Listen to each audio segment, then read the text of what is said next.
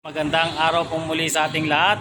Mayroon lang po akong i-share na konting knowledge about sa pag-install po ng another remote ng RFI 175. Kung sakali pong napag-abutan ng pagkasira yung inyong remote at ayaw nang gumana po, pwede po natin siyang palitan ng ibang keyless remote. Ito po yung pwede nating install. Motorcycle two-way alarm system.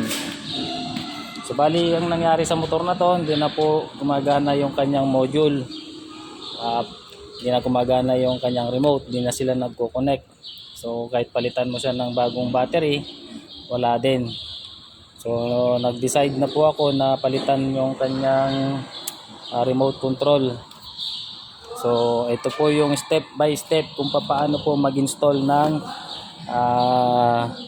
module o two-way alarm na nabili ko sa labas. Bali itong motor na to, bumili ako ng dalawang piraso ng relay. Yan, dalawang relay. Ito yung relay na available dyan sa motor parts. Tapos ito na yung pinaka wire ng module. So unang step ng pag-wire natin, yung red na to, i-connect po natin dito sa red na galing po sa battery ng RFI. Itong red na to. So bunutin lang natin yung socket niya. Ayan. Ayan. Ito, kinonect ko na po yan, yung red na yan. Ayan. Itong red. Ayan. Red na yan, kinonect ko papunta dito sa may wire ng module. Papunta rito. Dito yan nakakabit. Yan, kakabit natin dyan. So shortcut lang. At ito, para malaman ninyo kung saan nanggaling, ito galing sa battery, nakakonekta papunta dito sa may main switch nya. Yan siya, main switch. So yung positive, yung red positive na galing module, positive papunta doon sa wire harness ng RFI.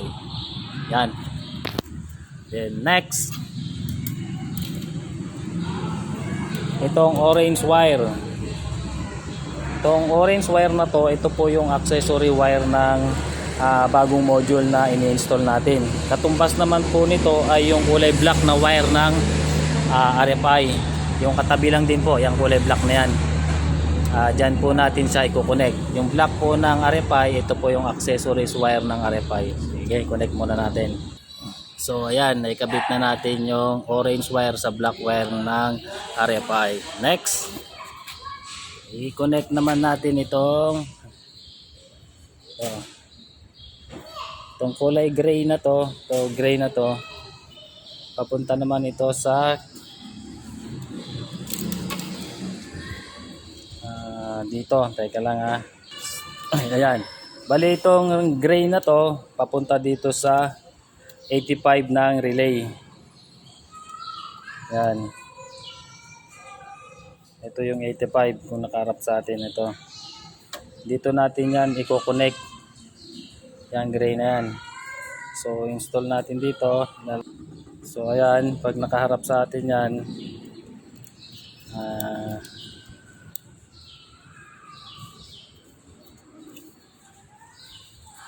yan. Bali, ito yung yan. Ito yung 85. Ito naman 30, yung red 30. Tapos itong blue, ito yung 87. Ito naman nandito sa kaliwa ko yung 86. So ito sa kanan, ito po yung 85 number ng relay. So dito po natin i-connect itong gray na to. Yan.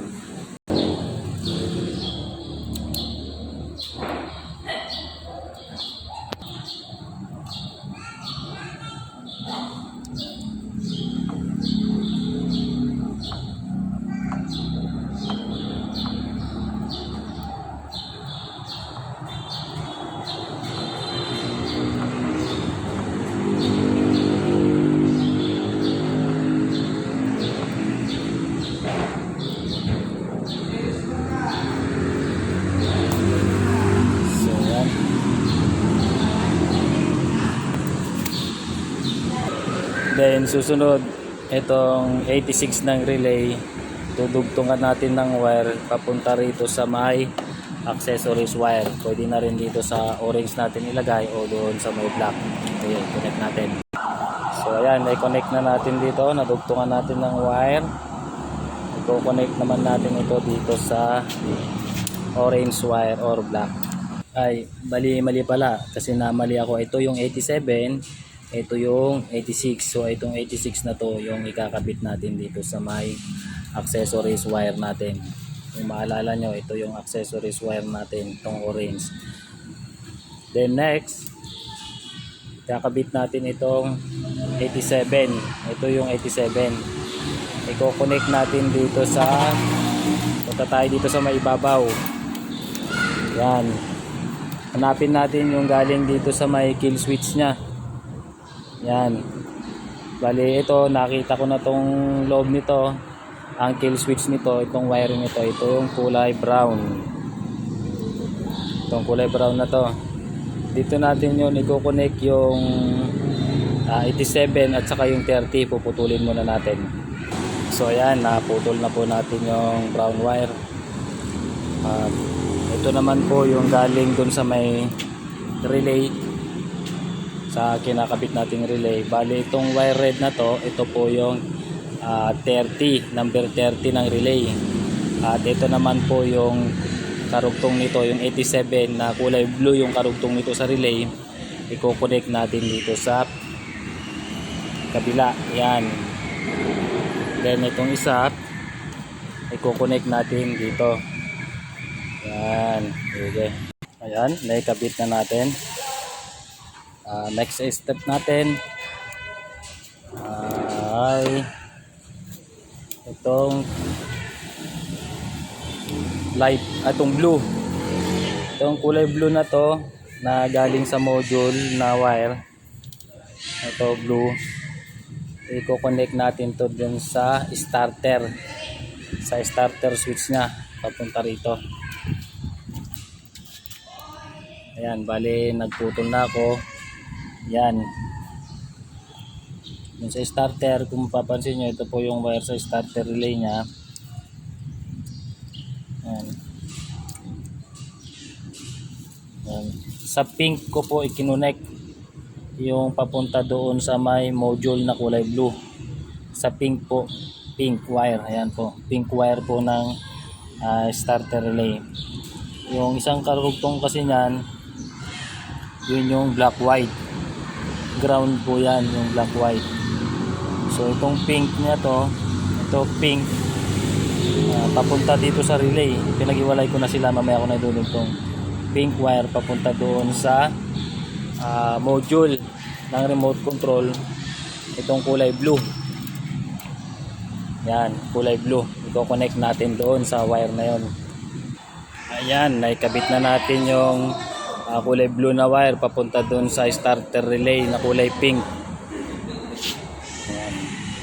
Then pagkatapos po, next step natin pagkakabit, hanapin po natin yung wire ng starter switch dito sa may handlebar. So kapag bubuksan nyo po yan, ito po yung starter switch nyan. Ito at saka ito. Yan. So puputulin po natin ito. Yung isa po, i-connect po natin doon sa may accessories wire dito sa may stoplight sa color ito. Ayan, sa light blue. At saka yung isa po, i-connect po natin sa kulay blue. Ito, i-connect natin doon sa kulay blue. Ayan. Ayan, nagdugtong po ako ng wire dito sa may blue. Itong blue na to. Itong blue wire na to na galing sa module at saka sa wire ng relay. I-connect natin ngayon itong blue na wire na to papunta rito. Yan. I-connect natin dyan sa pinutol nating wire. Yan. Para mamaya mapagana rin natin yung push button na starter na. Okay. Tapos ito i-connect natin dito sa may positive sa may kwento brake switch. Pag nag-brake ka sa kamay mo, magkakaroon ito ng supply ilaw. Okay. Doon natin i-connect yung isa. Anong pwede natin? Ayan, Tilapia? naikabit ko na ho ito dito. Ayan. So next natin itong dalawang yellow sa module. Kukonect natin dun sa may signal light ng RFI. Yung isang dilaw dalhin natin dun sa light blue. Yung isang dilaw dalhin natin dun sa orange wire. Yan, sa signal light to, orange sa orange at saka sa light blue. Yung dalawang dilaw ng module. So ayan, titape muna natin. Then pagkatapos natin yon, may kabit yung dalawang yellow. Ito kulay itim. Yung kulay black, medyo madilim na. Yung kulay black na galing dito sa module, yan, i-connect natin ito sa ground, sa kulay green. Yung kulay green na yon, doon. Yan. Ayan, naikabit na natin doon sa green wire, na-tape na rin natin. Next, itong pink na to, hindi na natin ito magagamit. Putulin na lang natin kasi para sa motor na primary coil yung design nito. Putulin natin to. Next, pagkatapos natin doon, balik ulit tayo rito sa gawin dito. Kukunin natin yung isang black-white na wire na yan. Yan, yung black-white na yan, i-connect natin tong wire na to papunta doon sa may ground sa green wire. Hahanap tayo ng green wire dyan.